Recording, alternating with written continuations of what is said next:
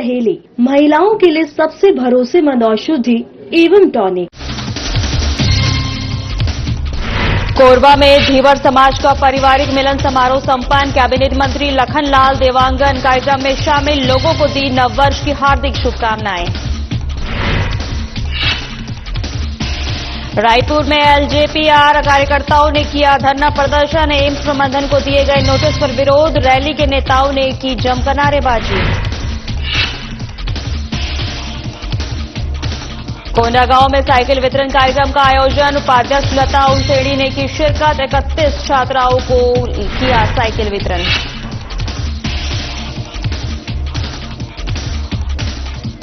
कोंडा के संस्थान अध्यक्ष फिरोज मेमन का मनाया गया जन्मदिन। स्कूल में खेलकूद के बाद कहा गया भोज और मनोरंजन के साथ बच्चों ने खाया स्वादिष्ट खाना। पखांजूर में खाद्य और औषधि विभाग की बड़ी कार्रवाई, विभाग की तरफ से कई जगहों पर किया गया औचक निरीक्षण, खाद्य सामग्री के लिए किए गए सैंपल। नमस्कार, मैं हूं आपके साथ सोनम राय। बुलेटिन की शुरुआत करते हैं। धीवर समाज ट्रस्ट कोरबा का द्वितीय नववर्ष और पारिवारिक मिलन समारोह का सफल आयोजन 5 जनवरी को जूनियर रिएक्शन क्लब SEC और एल मानिकपुर कोरबा में हर्षोल्लास के साथ मनाया गया। आपको बता दें कि कार्यक्रम की शुरुआत भगवान रामचंद्र की प्रतिमा के सामने दीप प्रज्वलित कर की गई, जिसके बाद समस्त अतिथियों को शॉल श्रीफल से स्वागत किया गया। कार्यक्रम में उद्योग, श्रम, वाणिज्य एवं सार्वजनिक उपक्रम और आबकारी मंत्री लखनलाल देवांगन मुख्य अतिथि के रूप में और नगरपालिका निगम कोरबा और महापौर संजू देवी राजपूत विशिष्ट और अतिथि की गरिमामयी उपस्थित रही। वहीं मंत्री देवांगन ने अपने उद्बोधन में कहा कि प्रदेश और राष्ट्र के उत्थान में प्रत्येक समाज की भागीदारी महत्वपूर्ण है।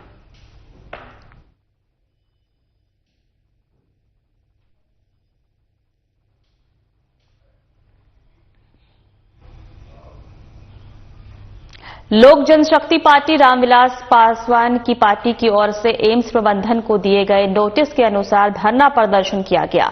एम्स के गेट नंबर 1 के पहले एलजेपीआर के सभी नेता उपस्थित हुए, जिसमें प्रदेश के अध्यक्ष और पदाधिकारी उपस्थित रहे। रैली में नेताओं ने जमकर नारेबाजी की। वहीं एलजेपीआर के कार्यकर्ता प्रशासनिक कार्यालय गेट के सामने से नहीं हिले। वहीं लोक जनशक्ति पार्टी की चर्चा लेफ्टिनेंट कर्नल DES चौहान उप निदेशक प्रशासन से हुई, जिसमें मांग पत्र में सौंपे गए मुद्दों पर चर्चा हुई।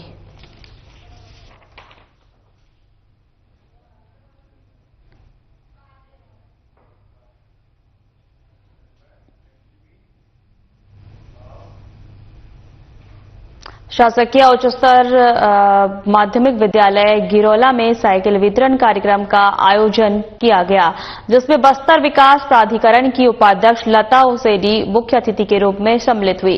कार्यक्रम के अंतर्गत शासन की योजना के तहत पात्र छात्राओं को निःशुल्क साइकिलें वितरित की गई। उन्होंने विद्यार्थियों को नियमित अध्ययन, समय का पालन और साइकिल का सुरक्षित उपयोग करने के लिए प्रेरित किया। साइकिल मिलने से दूर दराज से आने वाले विद्यार्थियों को विद्यालय आने जाने में सुविधा मिलेगी, जिससे उनकी उपस्थिति और शिक्षा की गुणवत्ता में सुधार होगा।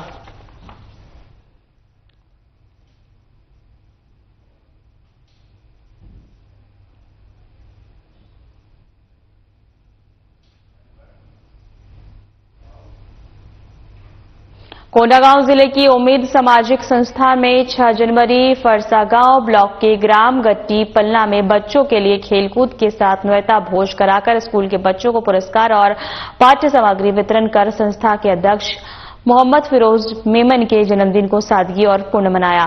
इस कार्यक्रम में ग्राम गट्टी पलना के प्राथमिक शाला प्लाट पारा और प्राथमिक शाला डिही पारा और आंगनबाड़ी प्लाट पारा और आंगनबाड़ी बड़े पारा के बच्चे शामिल हुए। कार्यक्रम में सबसे पहले सभी स्कूली बच्चों के मनोरंजन के लिए नए खेल का आयोजन किया, जिसमें बच्चों के लिए बलून दौड़ और बलून फोड़, आउट इन कूद, पेंसिल दौड़ जैसी कई नए खेलकूद का आयोजन किया गया। वहीं सभी खेलों में बच्चों ने उत्साहपूर्वक भाग लिया।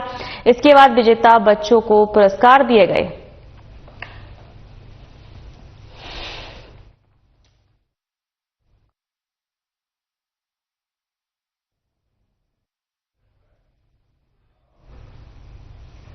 पखाजूर में खाद्य एवं औषधि विभाग की टीम ने औचक निरीक्षण किया। इस दौरान विभागीय अधिकारियों ने कई दुकानों में उपलब्ध विभिन्न खाद्य सामग्रियों की जांच की और गुणवत्ता परीक्षण के लिए सैंपल एकत्र किए। उस समय सैंपल को राज्य खाद्य प्रशिक्षण प्रयोगशाला में टेस्ट किया गया। जैसा रिपोर्ट लैब से आएगा, जिस हिसाब से कार्यवाही बनेगी उस हिसाब से कार्यवाही की जाएगी। निरीक्षण का उद्देश्य खाद्य पदार्थों की शुद्धता सुनिश्चित करना और मिलावट पर रोक लगाना बताया गया।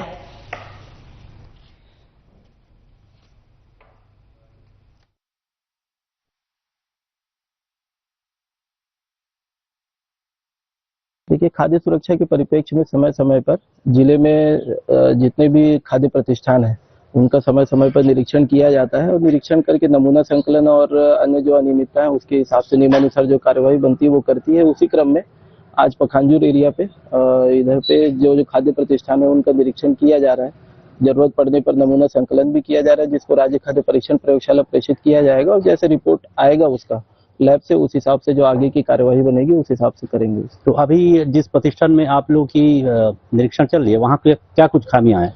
देखिए, अभी जो प्रतिष्ठान में जहाँ जा रहे हैं वहाँ पे जो सैंपल को लग रहा है कि इसको लैब भिजवा के चेक करवाना चाहिए। अगर उसमें कुछ कमी निकलता है तो उसके हिसाब से उसमें करेंगे कार्यवाही। एक्सपायरी खाद्य सामग्री अभी यहाँ तो नहीं मिला है, अगर आगे किसी प्रतिष्ठान में मिलेगा तो उसको नष्ट भी करवाया जाएगा। जैसा कुछ चावल की बोरियां 26 किलो अंकित रहता है लेकिन वो 23 किलो करके बेचा जा रहा है, तो इस बारे में वो संबंधित विभाग उस पर कार्रवाई करेगा। अगर वजन का मामला है तो संबंधित इस पे आप कुछ नहीं बोल करेगा। नहीं, उस पर खबर कांकेर जिला के पंखाजूर से है, जहां पड़ोसी देश बांग्लादेश में हिंदुओं पर हो रहे अत्याचार के विरोध की गूंज अब छत्तीसगढ़ के पंखाजूर में भी सुनाई दे रही है। बांग्लादेश में हो रहे जारी हिंसा और अल्पसंख्यकों को निशाना बनाए जाने के विरोध में युवा शिवसेना इकाई पंखाजूर ने सड़क पर उतरकर अपना कड़ा आक्रोश जताया है। शिवसेना कार्यकर्ताओं ने न केवल विरोध रैली निकाली बल्कि बांग्लादेश की अंतरिम सरकार के प्रमुख यूनुस खान का पुतला फूंककर अपना विरोध दर्ज कराया। कार्यकर्ताओं का साफ कहना है कि बांग्लादेश में हिंदुओं का दमन अब बर्दाश्त नहीं किया जाएगा।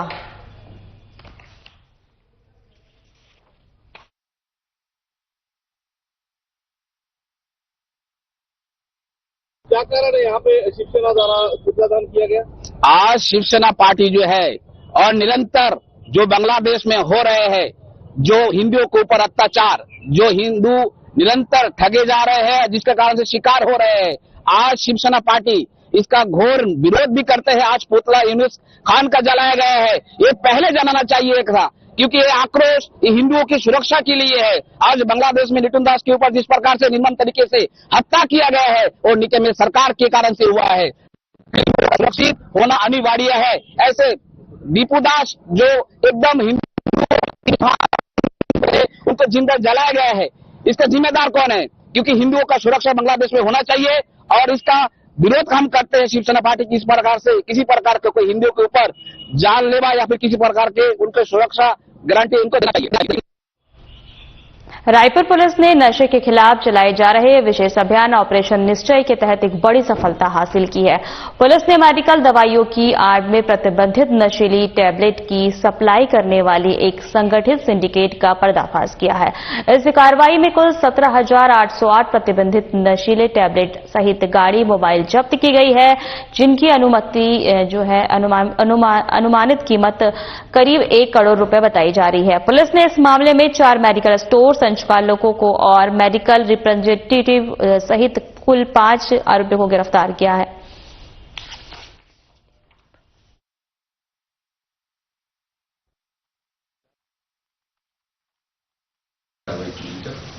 जिला रायपुर में ऑपरेशन निश्चय के तहत पुलिस महानिरीक्षक महोदय और डीआईजी एसएसपी महोदय के द्वारा लगातार अवैध नशे पर कार्रवाई की जा रही है, जिसमें अवैध चिट्टा, हीरोइन, टैबलेट, सूखा नशा, अवैध शराब सभी पर कार्रवाई की जा रही है।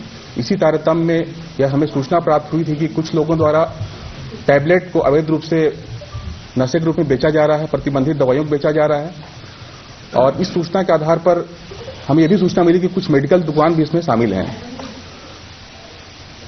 इस आधार पर रत्ना मेडिकल स्टोर कुशालपुर पुरानी बस्ती रायपुर पर हमने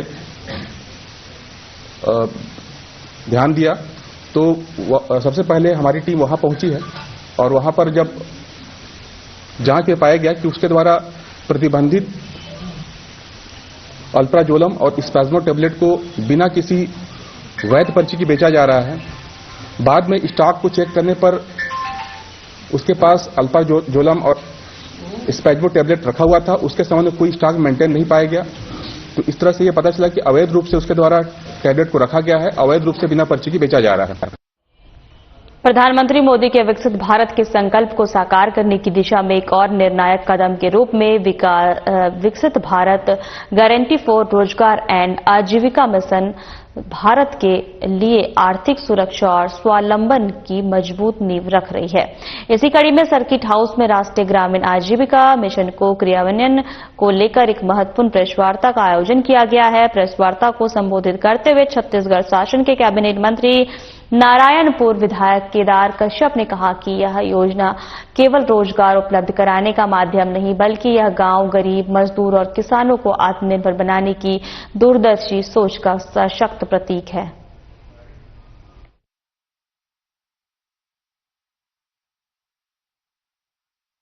नहीं, देखिए इसमें पहली बात तो यह है कि उन क्षेत्रों में पहली बार सरकार की पकड़ पहुंच रही है, चाहे वो शिक्षा की व्यवस्था हो, चिकित्सा की व्यवस्था हो, और बाकी जो हमारा वो क्षेत्र क्योंकि अनसर्वेड एरिया रहा और अनसर्वेड होने के कारण से हम लोग उन क्षेत्रों में जिस तरीके से काम होना चाहिए वो काम नहीं हो पाते थे और निजी जमीनों को अपने छोड़ करके भी आए थे।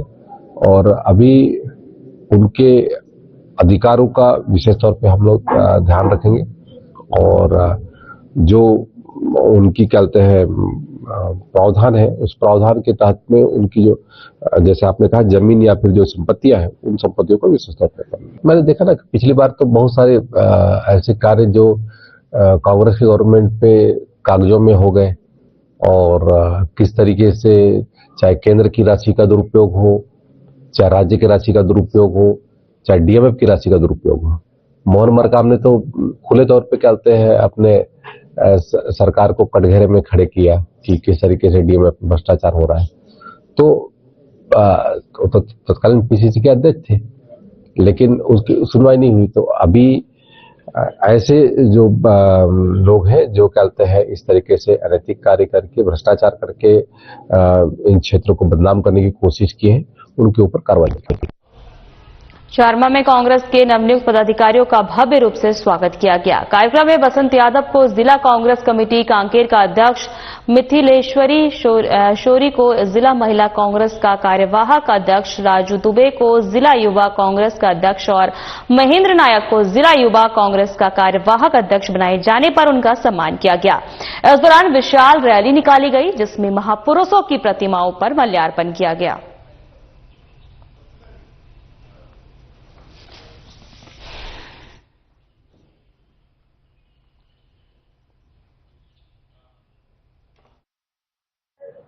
आज सम्मान समारोह कार्यक्रम हमारे नवनिर्वाचित जो जिला अध्यक्ष है बड़े भैया बसंत यादव जी, हमारे महिला कांग्रेस के कार्यकारी अध्यक्ष मिथिलेश्वरी जी और हमारे यूथ कांग्रेस के अध्यक्ष भाई राजू दुबे जी, कार्यवाहक अध्यक्ष यूथ कांग्रेस के महेंद्र नायक जी और आज के जो कार्यक्रम के जो सम्मान समारोह के मुख्य अतिथि बड़े भैया राजेश तिवारी जी जो पूर्व मुख्यमंत्री के सलाहकार हैं और भारतीय राष्ट्रीय कांग्रेस के सचिव हैं, जो आज हमारे कार्यक्रम में सम्मिलित हुए और कार्यक्रम बहुत ही सफलपूर्वक हमारे संगठन के हमारे 8 जोन 20 सेक्टर और 109 बूथ के कार्यकर्ता जुड़े, महिला और हमारे सीनियर कार्यकर्ता और यूथ कार्यकर्ता, निस्वाई के कार्यकर्ता, वरिष्ठ कार्यकर्ता और सभी प्रकोष्ठ के कार्यकर्ता जुड़ के आज इस कार्यक्रम को बढ़िया से सम्मिलित होकर भागीदारी रही। और हमारे मुद्दा भी था, हमारा ज्ञापन दिए हैं हम लोग राज्यपाल के नाम से अनुभागीय अधिकारी करामा को कि जो धान खरीदी का धान खरीद नहीं हो रहा है, धान का उठाव नहीं हो रहा है और बिजली बिल अधिक भार हो रहा है, जिससे लोग परेशान हैं। और नरेगा के जो महात्मा गांधी राष्ट्रीय रोजगार गारंटी की जो नाम परिवर्तन कर और काम भी नहीं दे रहे हैं। ऐसे विभिन्न मुद्दों को लेकर हम लोग आज विजय जुलूस के रूप में भी और ज्ञापन भी दिए विभागीय अधिकारी एसडीएम साहब को। आने वाले समय में कांग्रेस को कैसे मजबूत करेंगे चारमा ब्लॉक में? आज चारमा ब्लॉक पूरे 98 गांव में 109 पोलिंग बूथ है और यहाँ संगठित है पूरा। यहाँ के कार्यकर्ता हमारे बूथ सेक्टर जोन जितने भी है एकदम सक्रिय हैं और हमें मात्र उनके साथ मिलकर तालमेल और कदम से कदम मिला के हमको आगे चलना पड़ेगा। और साथ में हमारे जिला अध्यक्ष जो नवनिर्वाचित हैं हमारे स्थानीय यही ब्लॉक के हैं, तो मैं हमेशा यही उनसे निवेदन चाहूंगा कि पूरे जिले में 7 ब्लॉक में अच्छे से संगठन को मजबूत बना के सभी विंग को लेकर चलने का प्रयास करें, जिससे हमारे कांग्रेस पार्टी सफल हो और आने वाले समय में तीनों विधानसभा में हमारी कांग्रेस पार्टी की विधायक बने। देखिए 2025 का जो वर्ष जो है कई प्रदेशों में संघर्षहीन अभियान ऑल इंडिया कांग्रेस कमेटी ने जो है चलाया था, जिसमें छत्तीसगढ़ में भी और नई जिम्मेदारी बसंत यादव के रूप में जिला अध्यक्ष के रूप में ऑल इंडिया कांग्रेस कमेटी ने दी है। क्योंकि बरसों से ये युवा कांग्रेस के ब्लॉक अध्यक्ष से अब ब्लॉक कांग्रेस कमेटी के अध्यक्ष के रूप में, जिला के पदाधिकारी के रूप में बहुत से समाजसेवी संगठन में उन्होंने काम किया और जमीनी स्तर के कार्यकर्ताओं को ये जानते हैं। इसलिए कांग्रेस पार्टी ने इनको महती जिम्मेदारी दी है ताकि सब लोगों को जोड़कर जो है वो कांग्रेस पार्टी की मजबूती के लिए काम करेंगे। तो अभी देख रहे तो मैंने धर्मांतरण को लेकर कह रहे थे कि क्या कुछ बना रहे थे उसके द्वारा। देखिए ये तो पूरा जो है ये हिंदुत्व की बात ये आज से नहीं, आरएसएस जो है 100 सालों से जो है जब से इसका गठन हुआ है तब से इसको ये कर रही है और तब से हिंदू मुसलमान के नाम से इस देश को विभाजित करने का काम, उनकी वजह से ही जो हिंदुस्तान और पाकिस्तान में बंटवारा हुआ। आज भी कहते हैं कि भाई एक धर्म के लोगों के लिए अलग देश होना चाहिए। इतने सारे धर्म को मानने वाले इस देश में है, अगर हर धर्म के हिसाब से अगर देश का गठन हो तो इस हिंदुस्तान के टुकड़े टुकड़े हो जाएंगे। तो ये आरएसएस और भारतीय जनता पार्टी के ऐसे विचारों के जो लोग हैं उनकी वो साजिश है और इसी वजह से देख रहे हैं कि खासकर बस्तर संभाग में कांकेर जिले में लगातार इस प्रकार की घटनाएं जो है विशेष धर्मावलंबी के लोगों के जो है धार्मिक स्थलों पे तोड़फोड़ करना, उनके अंतिम संस्कार करने से रोकने का काम करना। बाकी ये सरकार कर क्या रही है? भाई इस देश के सब नागरिक हैं, हर धर्म के लोगों को सुरक्षा देने की जिम्मेदारी जो है वो राज्य सरकार की होती है और उन्हीं के पार्टी के लोग, उन्हीं की विचारधारा के लोग कानून अपने हाथ में लेकर जो काम कर रहे हैं इसका हम विरोध भी करते हैं और सरकार से मांग भी करते हैं कि ऐसे लोगों के खिलाफ कड़ी से कड़ी कार्रवाई की जाए। कोंडागांव धमतरी नगरपालिका के इतिहास में एक स्वर्णिम अध्याय उस समय जुड़ गया जब महापौर माननीय रामू रोहरा की अनुशंसा और नगर निगम के समस्त पार्षदगण की सकारात्मक, संवेदनशील और दूरदर्शी सोच के परिणाम स्वरूप शहर के विभिन्न प्रमुख मार्गों और परिसरों को ख्याति प्राप्त महापुरुषों के नाम समर्पित करने और जनमानस की सुविधा के लिए वहां सांकेतिक बोर्ड स्थापित करने की स्वीकृति प्रदान की गई। यह निर्णय न केवल नगर के भौतिक विकास की दिशा में एक महत्वपूर्ण कदम है, बल्कि धमतरी की सांस्कृतिक, साहित्य और ऐतिहासिक चेतना को सुदृढ़ करने वाला दूरगामी प्रयास भी है।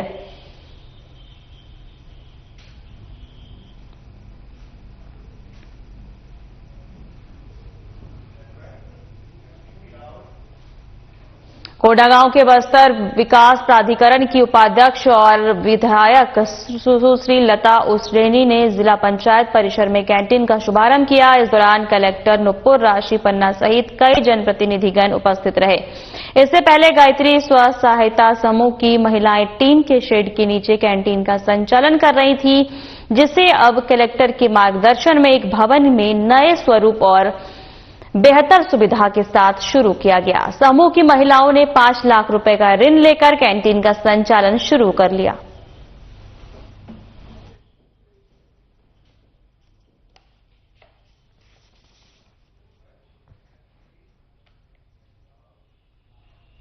कोंडागांव शहर के बंधा तालाब को स्वच्छ और सुंदर बनाने के लिए नगरपालिका परिषद की ओर से सफाई अभियान शुरू किया गया है, जिसमें बस्तर विकास प्राधिकरण की उपाध्यक्ष और विधायक सुश्री लता उजनेनी ने जनप्रतिनिधियों के साथ श्रमदान किया है।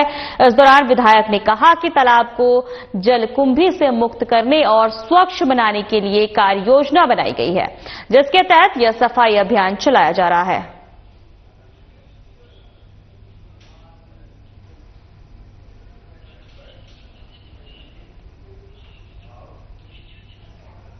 उप मुख्यमंत्री अरुण साव ने लोरमी क्षेत्र के ग्राम जायफल के गंगा नगर जूनापारा और श्री सिद्ध बाबा मंदिर विचारपुर में आयोजित पावन श्री रामचरितमानस पाठ का श्रवण किया।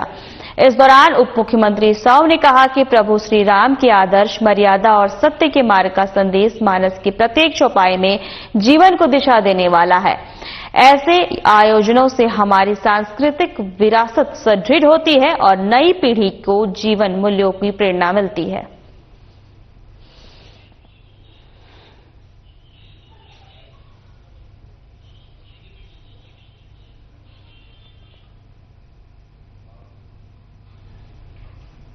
सीएम डॉक्टर मोहन यादव की टीआईआई ग्लोबल समिट 2026 में शामिल होने जयपुर पहुंचे। मुख्यमंत्री डॉक्टर मोहन यादव जो है समिट में स्टार्टअप्स, इनोवेटर्स एवं उद्योग प्रतिनिधियों से संवाद करेंगे।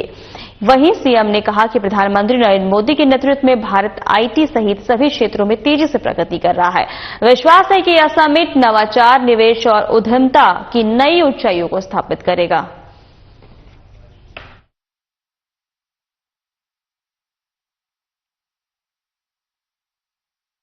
टाई ग्लोबल समिट के अवसर पर मैं आज राजस्थान आया हूं और यशस्वी प्रधानमंत्री के नेतृत्व में जिस प्रकार से आईटी के सेक्टर सहित सभी सेक्टर में देश आगे बढ़ रहा है और ऐसे बढ़ते समय में हमारे राजस्थान और मध्य प्रदेश तो भाई भाई है, दोनों का सभ्यता का इतिहास भी साझा है और अभी थोड़े दिन पहले हमने माननीय प्रधानमंत्री जी की मौजूदगी में काली सींध पार्वती चंबल योजना पे भी साझा काम कर रहे हैं। तो ऐसे में साझा विरासत भी है, साझा विकास भी है और यहाँ भी हमारे मित्रों को रोजगार मिले और मध्य प्रदेश में भी रोजगार मिले, इसलिए तकनीक के दौर में आईटी का विशेष महत्व है। इसी के एक बड़े आयोजन की दृष्टि से मैं यहाँ आया हूँ राजस्थान वीरों की धरती, महावीरों की धरती जयपुर में, और उम्मीद करता हूँ कि आज का ये आयोजन अपनी ऊंचाइयां हासिल करेगा। हम अपने लक्ष्य की प्राप्ति के लिए युवाओं को रोजगार दिलाने की दृष्टि से बड़ी महत्वपूर्ण भूमिका रहेगी। मेरी अपनी ओर से राजस्थान की सरकार माननीय प्रधानमंत्री जी के नेतृत्व में बहुत अच्छा काम कर रही है और अच्छा काम करते रहे। मध्य प्रदेश भी कदम से कदम मिला के चले। राजस्थान में सोमवार को उत्तर भारतीय राजनीति की दो प्रमुख शक्तियों के मिलने ने एक नई ऊर्जा का संचार किया है। मुख्यमंत्री निवास पर उस समय सौहार्दपूर्ण वातावरण देखने को मिला जब मध्य प्रदेश के मुख्यमंत्री डॉक्टर मोहन यादव राजस्थान के मुख्यमंत्री भजनलाल शर्मा से मिलने पहुंचे। ये एक औपचारिक शिष्टाचार भेंट थी, लेकिन दो पड़ोसी राज्यों के मुख्यमंत्रियों के बीच हुई इस मुलाकात ने राजनीतिक गलियारों और प्रशासनिक हलकों में एक सकारात्मक ऊर्जा का संचार किया है।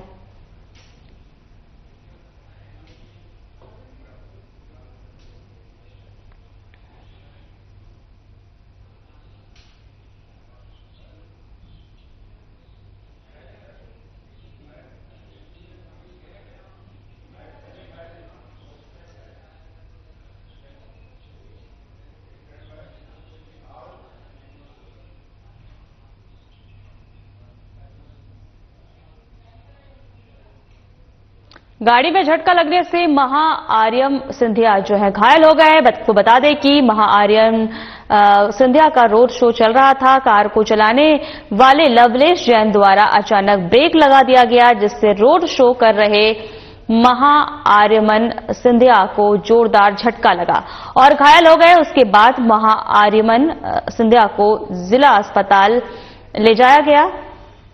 वह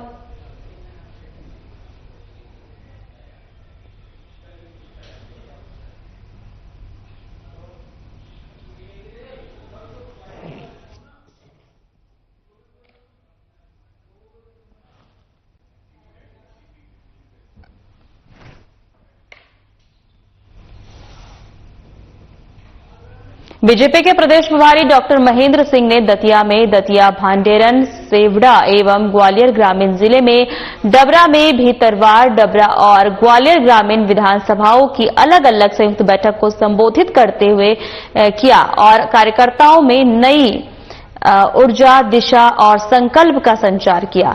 प्रदेश प्रभारी डॉक्टर महेंद्र सिंह ने कहा कि बीजेपी केवल सत्ता की प्राप्ति का माध्यम नहीं बल्कि राष्ट्र निर्माण का एक वैचारिक और सामाजिक आंदोलन है। इस आंदोलन की आत्मा उसका समर्पित कार्यकर्ता है जो अनुशासन, सेवा और संगठन के मूल मंत्र को लेकर समाज के प्रत्येक वर्ग तक पहुंचता है।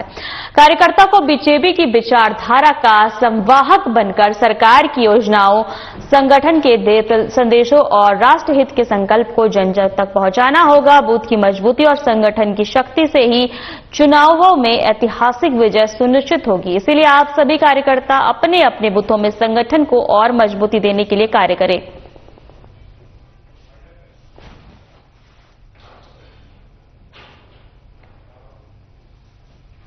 फिलहाल हमारे खास बुलेटिन में इतना ही। नमस्कार।